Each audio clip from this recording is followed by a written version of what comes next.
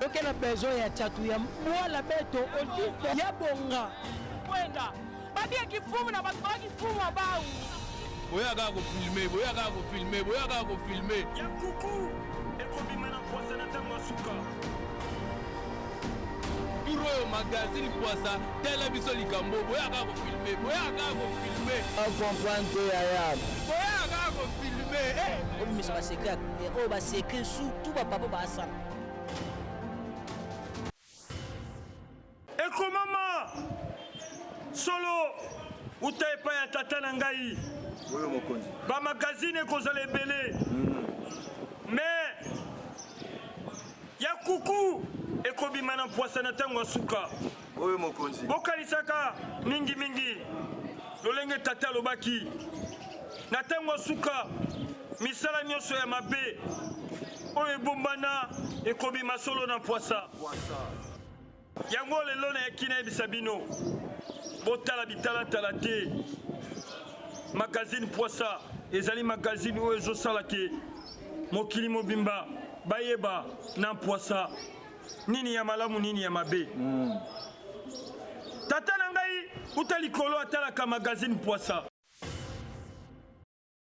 Mbate na bino nyonso bozuli bakwe Olanda magazine poisa oyo ezali bongo lisu pe litoi ya bana Congo partout na monde. Tofungola magazine poisa na biso na gouvernorat ya Congo Central. Magazine poisa lisu pe litoi ya bana Congo partout na monde.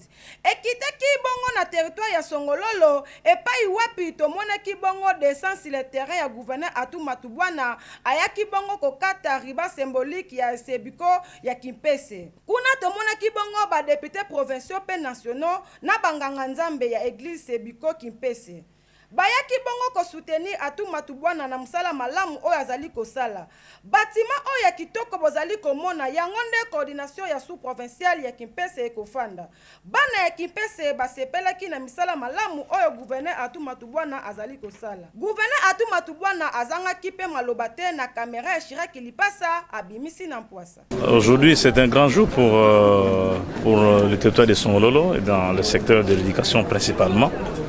Parce que la communauté protestante de Sebeko, par le biais de son coordinateur des écoles de ce territoire, a pris l'initiative de construire un local, un bâtiment dans lequel vous avez différents compartiments qui accueilleront les autorités qui gèrent l'éducation dans ces territoires par rapport à cette communauté. Et nous sommes fiers de savoir que ce sont les mains congolaises qui ont construit, sans attendre des apports étrangers. Les Congolais ont construit, c'est déjà une fierté, c'est une prise en charge déjà. Notre joie aussi est celle de voir que les responsables de la communauté, les responsables religieux de la communauté sont venus accompagner, honorer le travail qui a été fait. Et nous, au niveau de la province, on s'est dévoué aussi d'être présents, de marquer notre présence ici, pour dire à la population que voici les œuvres que nous devons réaliser, voici les œuvres que nous attendons, nous, la population. Et quand la population est contente, c'est la nation qui est contente. Nous avons, au cours de notre adresse que nous avons faite en langue, rappelé aussi aux parents qui ont le devoir d'envoyer les enfants à l'école, parce que c'est l'école qui forme les têtes. Il faut des têtes bien faites pour notre pays, pour notre province, pour que le développement puisse suivre. Na kati na secrétaire général représentant légal l'église Sebiko pendant qu'on visitait lolenge kani bijou oyo bana Kimpese bazui toluli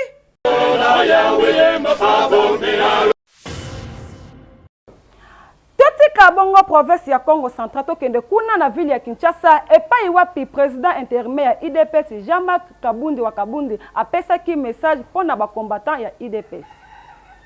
Combattantes et combattants, la semaine dernière, nous avons tous assisté à des scènes de violence innommables qui n'honorent ni la mémoire ni les combats de notre héros, Étienne Tshisekedi Mulumba, paix à son âme. L'UDPS a fait de la non-violence son cheval de bataille et un axe stratégique de son combat politique. Rien, mais alors rien ne peut justifier une telle violence gratuite et aveugle au sein de notre famille politique, entre nous et contre les responsables du parti. Au nom de la présidence du parti, je condamne fermement les derniers actes de violence perpétrés dans l'enceinte de notre permanence, sanctuaire de la démocratie.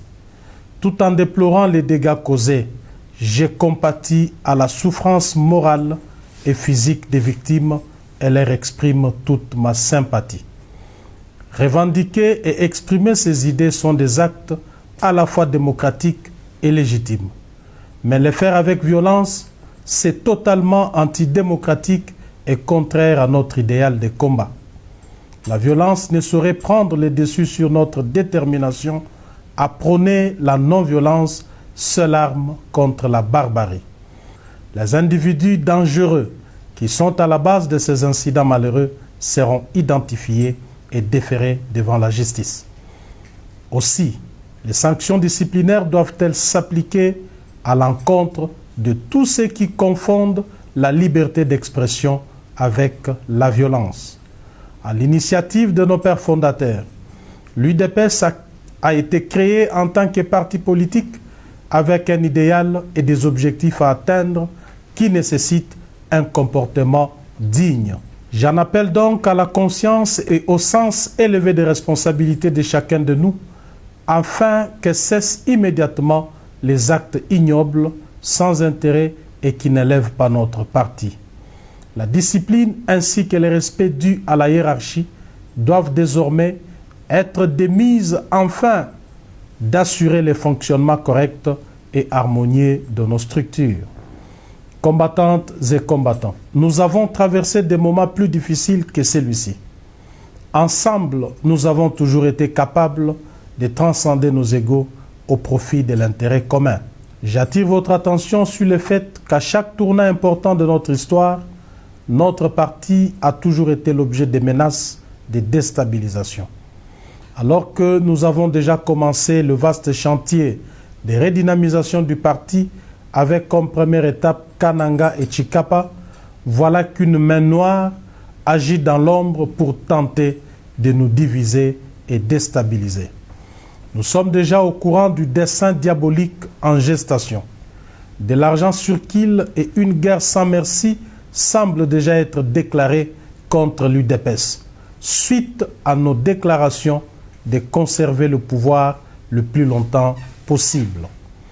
Aussi, les récentes mobilisations des masses au stade des martyrs à Kinshasa, Kananga et Chikapa en ont-elles été des éléments déclencheurs. Nous allons incessamment vous livrer quelques révélations à ce sujet. Contrairement aux apparences, ce n'est pas tant ma personne qui est visée, ni celle du secrétaire général. Nos détracteurs ont reçu une mission de déstabiliser le président de la République en cherchant à fragiliser l'UDPS, son appareil politique d'appui. Base silencieuse. Vous leur avez déjà répondu par votre présence massive au stade des martyrs le 15 février dernier à l'occasion du 38e anniversaire de notre cher parti. Je vous exhorte donc à demeurer ferme derrière le chef de l'État, notre seul et unique leader. Combattantes et combattants, je voudrais ici, bien que l'ayant assez souvent expliqué, revenir sur des questions qui suscitent encore débat au sein de notre famille politique. Il s'agit en effet de l'intérim du président du parti, du mandat spécial et de l'article 26 de nos statuts, lesquels stipulent, je cite, « En cas de décès, de démission, d'empêchement définitif, d'expiration des mandats ou d'interdiction d'exercer du président du parti, un directoire composé du président en exercice de la Convention démocratique du parti, du secrétaire général du parti et du président de la commission électorale permanente du parti assume son intérim pour un délai ne dépassant pas 30 jours, au cours duquel il est tenu de convoquer une session extraordinaire du Congrès en vue de l'élection du nouveau président du parti. Les décisions pendant l'intérim doivent être prises par consensus. » Fin des citations. Au regard de nos statuts, l'élection de notre président du parti à la magistrature suprême le 30 décembre 2018 n'est le placer nullement dans une situation d'empêchement définitif ni dans celle d'interdiction d'exercer. afin de se conformer à l'article 96 de notre Constitution relatif à l'incompatibilité des fonctions des présidents de la République avec celles des présidents d'un parti politique, il devait prendre un acte pour le bon fonctionnement du parti. Lequel acte me donnait mandat d'assumer son intérim à la tête de notre parti jusqu'à la fin de son indisponibilité. En signant cet acte, le président de la République savait qu'à l'UDPS, le pouvoir repose sur le président du parti et qu'à ce titre, un intérim ordinaire ne pouvait véritablement résoudre l'épineux problème d'incompatibilité de ses fonctions de président de la République. Raison pour laquelle il est indiqué que cet intérim s'accompagne de toutes les prérogatives du président du parti, notamment en ce qui concerne l'article 23.4 et 10.c, d et de nos statuts. C'est donc en vertu de cette disposition statutaire et pour rendre fluide le fonctionnement de notre parti que j'avais en son temps procédé à la nomination d'un secrétaire général et de mon directeur de cabinet. Il apparaît donc clairement que l'évocation abusive, tendancieuse et partiale de l'article 26 de nos statuts par les détracteurs est une manipulation pour cacher leur trahison vis-à-vis du chef de l'État. Par ailleurs, contrairement aux fausses informations répandues, permettez-moi de déclarer avec force que jamais je n'ai nommé un quelconque bureau de la commission électorale du parti. Il y a cependant lieu de rappeler que la CEP est un organe indépendant et que seule sa plénière est habilitée à élire son bureau et éventuellement à le démettre. À cet effet, considérant le principe de parallélisme des formes et des compétences, j'ai été simplement tenu informé de l'élection d'un nouveau bureau de la dite commission. Après vérification de la légalité et de la régularité de la procédure, et dans le souci d'éviter la cacophonie au sein d'une structure aussi importante du parti, j'ai pris acte de cette élection et signé la décision portant investiture du nouveau bureau fraîchement élu. Dans le même ordre d'idées, j'annonce que dans les tout prochains jours, d'importantes décisions seront prises dans le cadre de la redynamisation et de la restructuration du parti. Combattantes et combattants, je connais vos attentes et aspirations en rapport avec le travail, les études et la santé. Vous avez raison d'espérer une vie meilleure. C'est aussi l'idéal pour lequel nous avons combattu des années durant et qui est encore à nos yeux d'actualité. Le chef de l'État, avec son gouvernement, ne ménage aucun effort pour attirer des investisseurs dans notre pays, créer des emplois et donner du travail aux Congolais. Ces combats, la présidence du parti les mène en collaboration avec le gouvernement.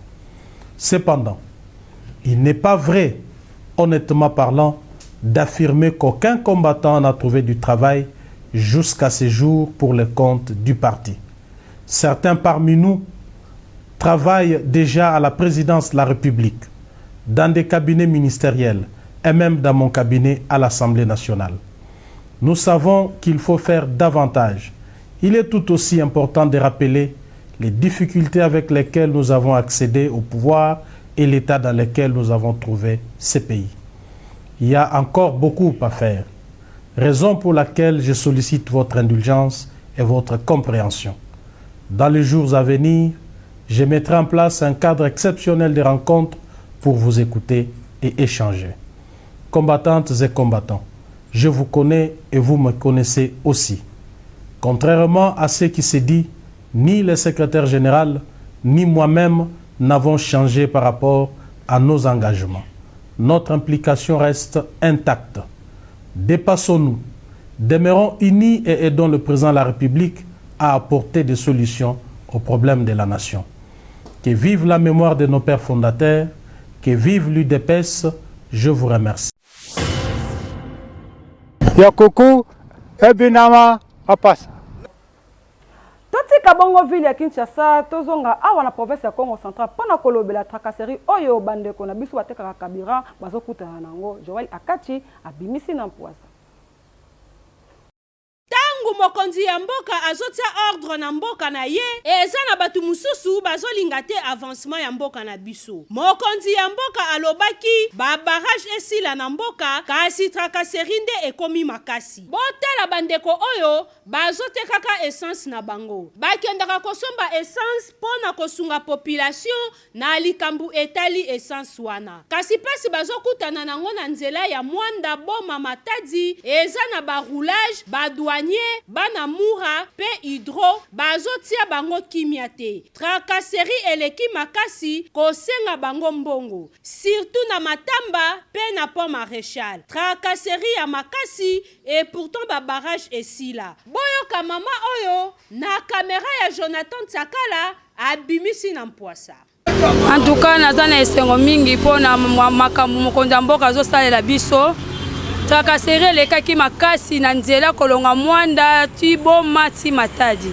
Pour le moment tokomi koleka calmement.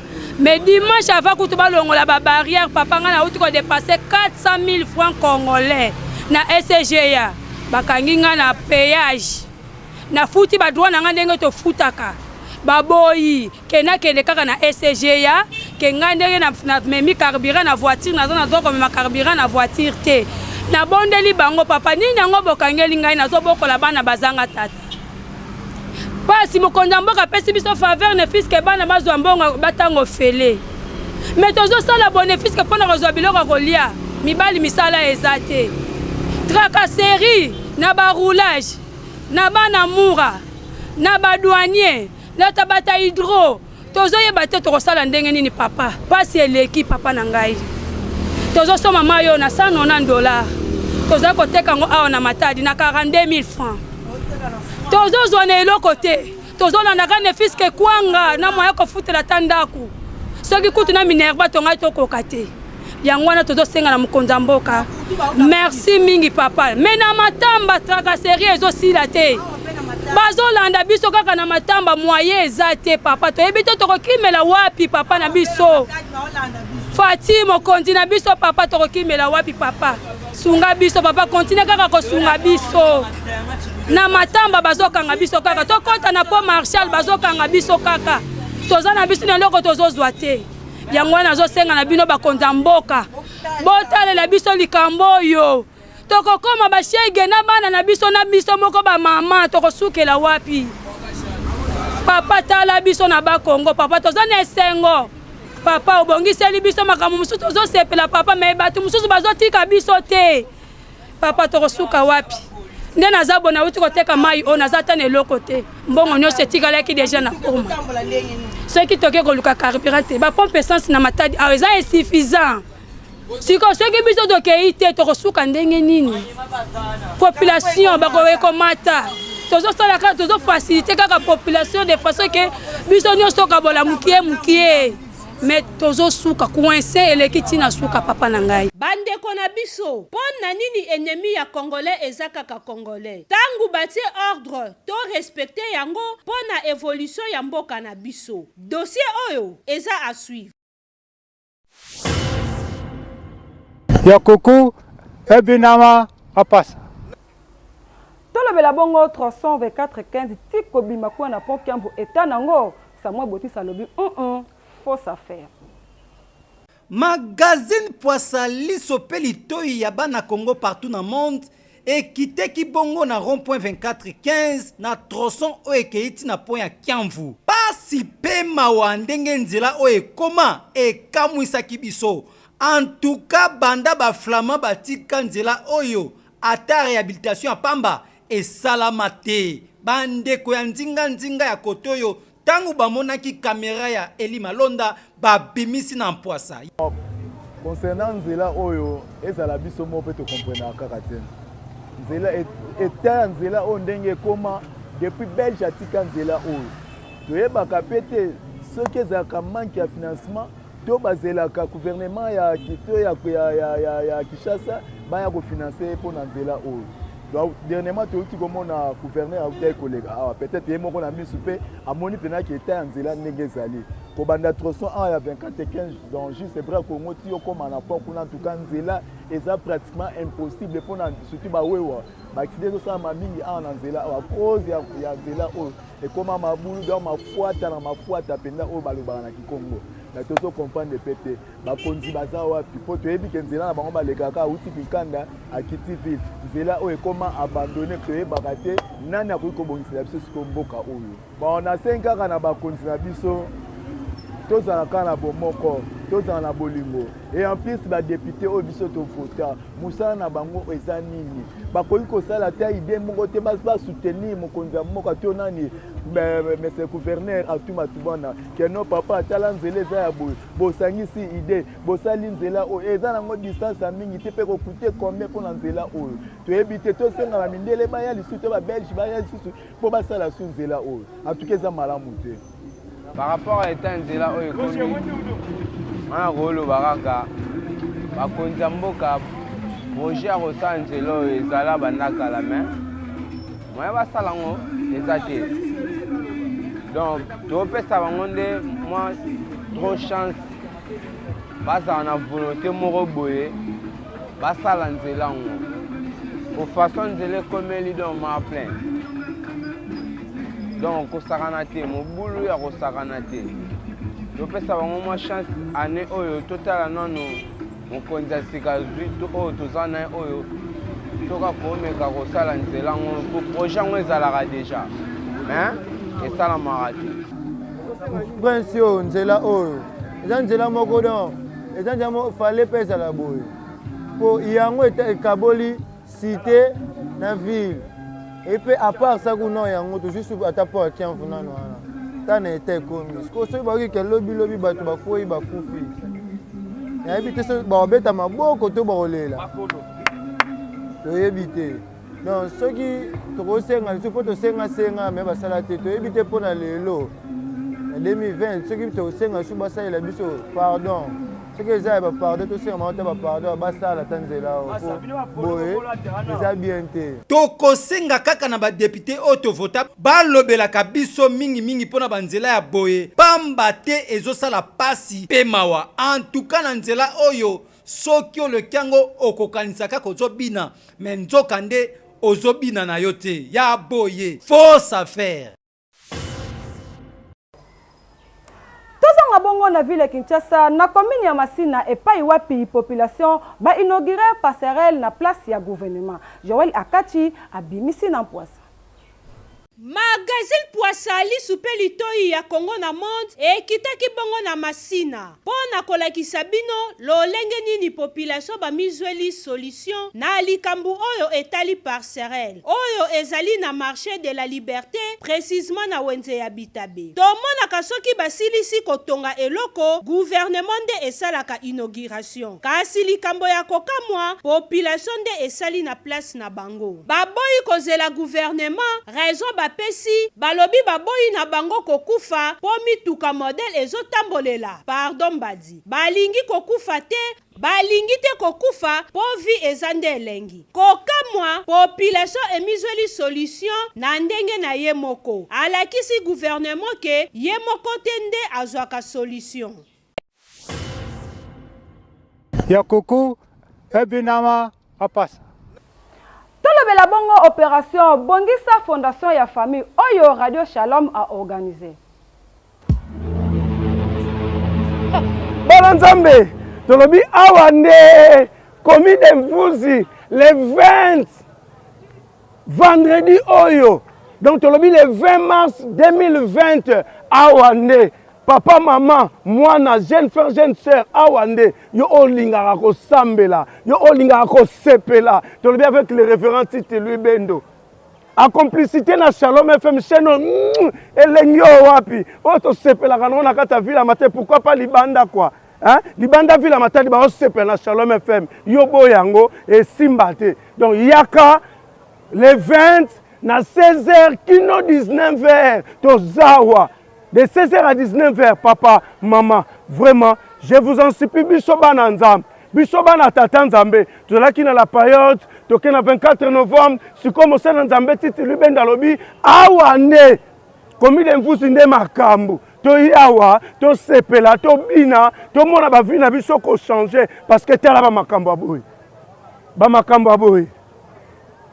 baprophétie ya boye eza elengi to donc elengi osakana te boya ndeko Daniel aza wana so nga napeseli cela veut dire que nzambe asolo aosala tika mutu na saison na ye kopekisa mutu aya te bana tata nzambe bakristo sans confusion baeglise totanga mpe bakomba baeglise biso tout toya tokumisa nzambe mpo na biso mpo na vie na biso mpo na bomoi na biso mpo na biso mpe bafamille na biso kwa toya awa na esplanade na 16h le 20 mars 2020 toya ebele tala kaka baple ya boye na stade na komi de mvuzi awa nde makambo toya tokosepela tokokumisa mpe tokosanjola nzambe de 16h à 19h awa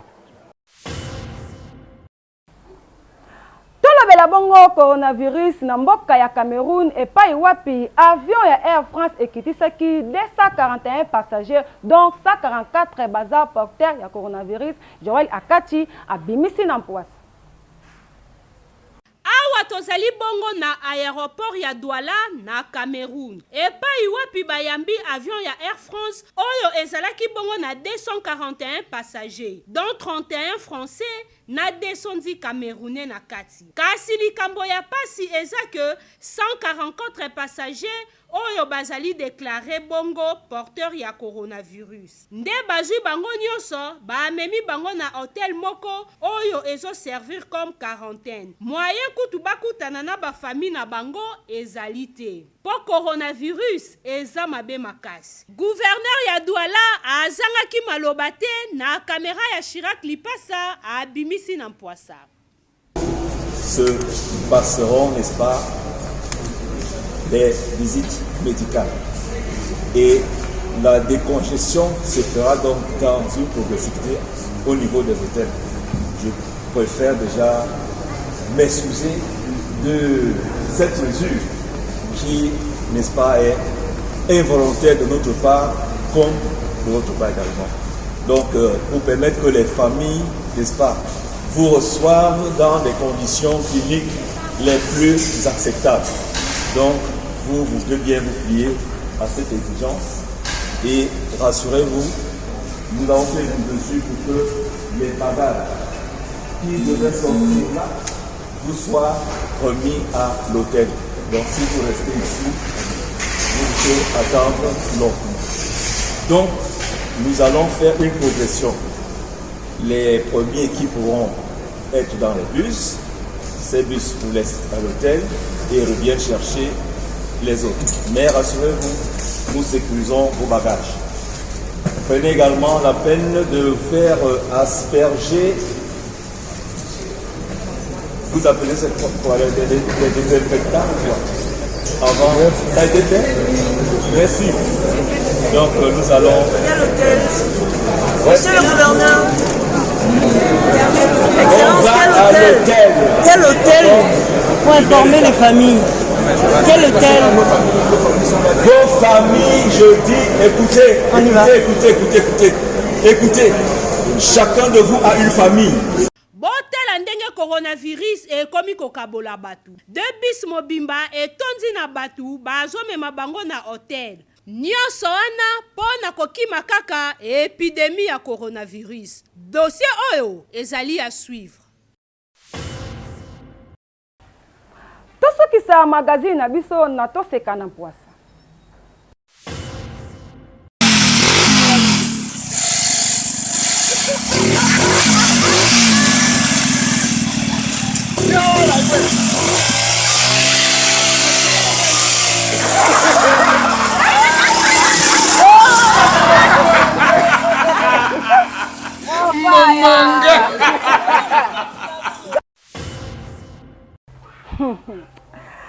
O mundeleka akreaka mutu mwindu pe akreye oyaye toyebi te soto benga ngo moto vélo to pe mutuka omondenge bakei na toseka na poisa nde tosukisi magazin mokolo lelo. Merci na équipe technique nyonso pe équipe rédactionnelle nyonso oyo bakompagnaki biso pe merci na bapartenaire nyonso. Merci pe ya munene na ye moko numéro masqué sango mokonzi monsieur Alain Bia.